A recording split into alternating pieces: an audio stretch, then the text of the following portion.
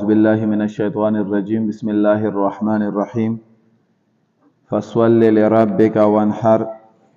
وقال رسول الله صلى الله عليه وسلم من كان له ساعة ولم يصبح فلا يقربن مصلانا وقال رسول الله صلى الله عليه وسلم في مقام آخر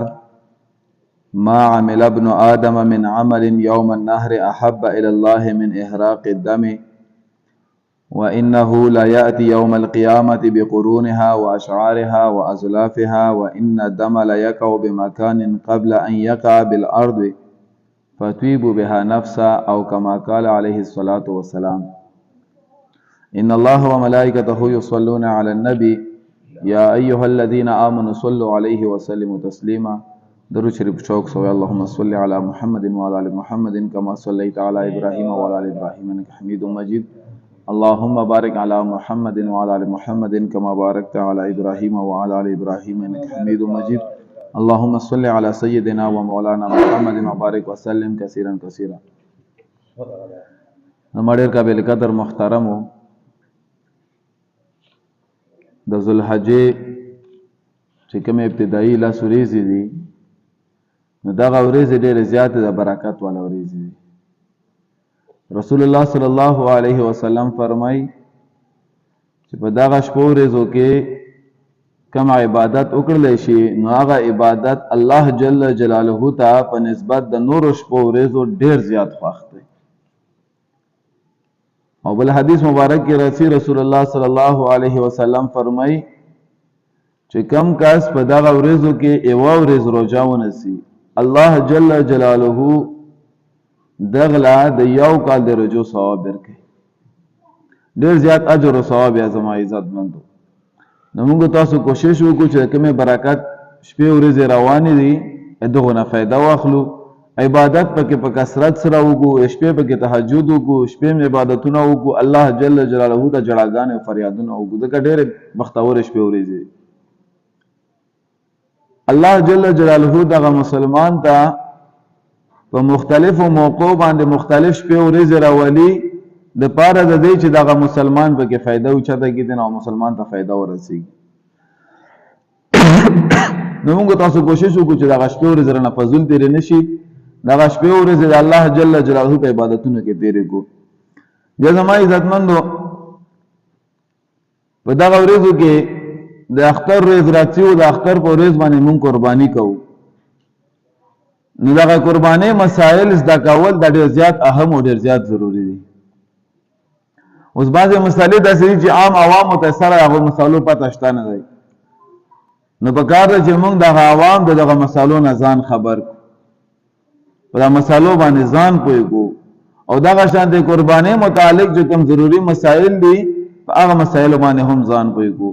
اول ته یو فضیلت بیانوم رسول الله صلی الله علیه وسلم فرمای چې د غټ اختر په ورځ باندې چې کله د غټ اختر ورځ شي نو په دا ورځ باندې الله جل جلاله ته ټولو نه زیات خوښ عمل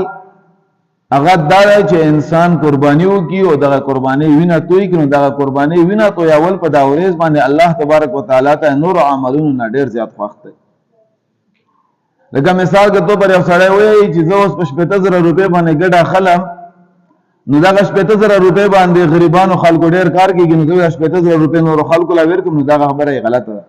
په دا ورځ باندې نور که غریبان له پیسې ورکوي هغه خبره ده خو په دا ورځ باندې قربانۍ پیسې ته بل چا لا ورکوي او ته دا نیت لرې چې ماته په باندې اجر او ثواب ملو شي نو ته الټا لګیا غلط لګیا په دا ورځ باندې قربانۍ وینه تویول الله تبارک وتعالی ته ډېر زیات خوښ عمل دی او بیا رسول الله صلی الله علیه وسلم فرمایي چې کله قیامت ورځ شي نو قیامت په ورځ باندې دغه قرباني چې کوم عطا کړی دا دا راځي او په عمل نامه کې وتلل کېږي او دا نه چې صرف دغه قرباني وتلل کېږي بلکې دا قرباني خکر چې هغه موږ تاسو په کار نه راځي خکر باندې چې نه پخېږي او نه څه جوړېږي دغه شان دغه قرباني چې کوم په بدن باندې وخته وي دغه وخته دغه شان دغه قرباني چې کوم نکونه وي خپلان د کوم نکونه الله تبارک وتعالى ته پیدا کړی نو قیامت په ورځ باندې دا قرباني سره د خپل خورونو سره د خپل وختو او سره د خپل دغه نکونه راځي او قیامت په ورځ باندې په عمل نامه کې تلل کېږي بل حدیث مبارک کې راځي نبی علیہ الصلوۃ والسلام فرمایي چې قربانی کوم انسان کوي دغه قربانی په بدن باندې چې دا کوم ساروی تاغسته اته په بدن باندې څومره وخت وي د هر یو وخت په بدلا کې الله تبارک وتعالى ته وایي ونی کیر کوي. نو سړی سوچو کی چې زه دغه قربانی واخلم نه دغه په بدن باندې په سرمن باندې څومره وخت وي نشو شمارلې دومره ډېر وخت وي په باندې چې شمار نه وتی. نو چې اوس کوم انسان دی الله جل جلاله رضا لپاره قرباني وکي نو دغه یو وخت باندې دغه انسان ته اجر او ثواب ملويږي. چې څومره خساره واخلې دومره په خو وخت وي دومره په ډېر وخت وي نو دومره ته لوی اجر او ثواب ملويږي. و دغه ټول شي نه وته د اجر او ثواب په نیت باندې کوي دی الله جل جلاله رضا په کې مقصد وي دا نه چې خدانه په نیت باندې که چیرته لګم هم په کې نیت د خدانه شولو نو تاسو راکمه قرباني د عباس شولا ضایع شولا بلکې حدیث مبارک کې راځي قیامت پورې باندې الله جل جلاله درې لوی هسته غټه هسته راولي لوی مرتبه ولا خلق وي باغو کې یو شهید وي د الله دین لپاره وي جنگیدل وي د الله دین لپاره قرباني ورکړي په څنګهونو کې وي شپې تیرې کړې وي نو دا قیامت پورې باندې الله جل جلاله په دربار کې حاضر کړل شي الله پاک د پښتنه وږي ځوانا دا ما دین لپاره څه کړای نو دا جواب کوي وای الله تبارک وتعالى ما د خپل ځواني اطاعت دین د سربلندۍ لپاره قربانه کړل په څنګهونو مې شپې کولې په غرونو کې مې شپې تیرې کړلې بستر مې پرې خوا او د خپل ځان مې ته دین لپاره قربان کړو. حدیث مبارک کې راځي رسول الله صلی الله علیه وسلم فرمایي چې الله تبارک وتعالى د انسان ته فرمایي چې تا دروغ وویل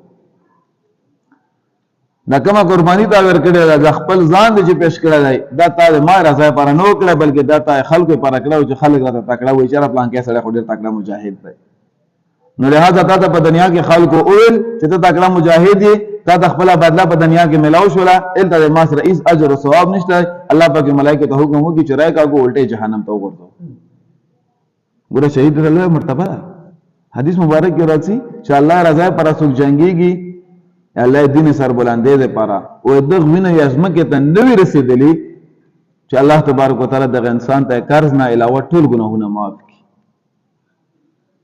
کله روغي ویلي الله تعالی معاف کړي که شراب اسخلی وي الله تعالی معاف کړي دا شند نور ګناه ولا عمل نه کړی وي الله پاک ته ټول معاف کړي صلا د غټه قرباني ورکړل خپل ځان الله دین لپاره قربان کړو او کچیر د لګا ریا پکې وا نو الټا جهنم ته قیامت پورې باندې وګرځول شي. دا شان دي دویم یو سخی سره راوستل شي هغه نه پښتنه وګړي چې تاسو مال درکړو دا مال د څنګه ولګول نو اوی ته د کیسه شروع دي چې مال درکړو یا الله پاک ما د غریبانو سره مدد کول ما به جمعتون او مدرسې جوړول او ډېر ښه کارونه مې په وکړل الله تبارک وتعالى او تو فرمایي تام دروغ ویل دا کم ته نه عمل نه کړو ته دې پر کړو چې خلکو یې جره پلان کې ډېر سخی سره دی او ښه سره دی لہذا تا خپل بدله ملاو شولا او الله پاک ملائکه ته حکم کوي چې راي کا ګولټه جهنم ته وګرځو نو اي ملټه جهنم ته پر مخ ورغورځول شي. بیا راشي عالم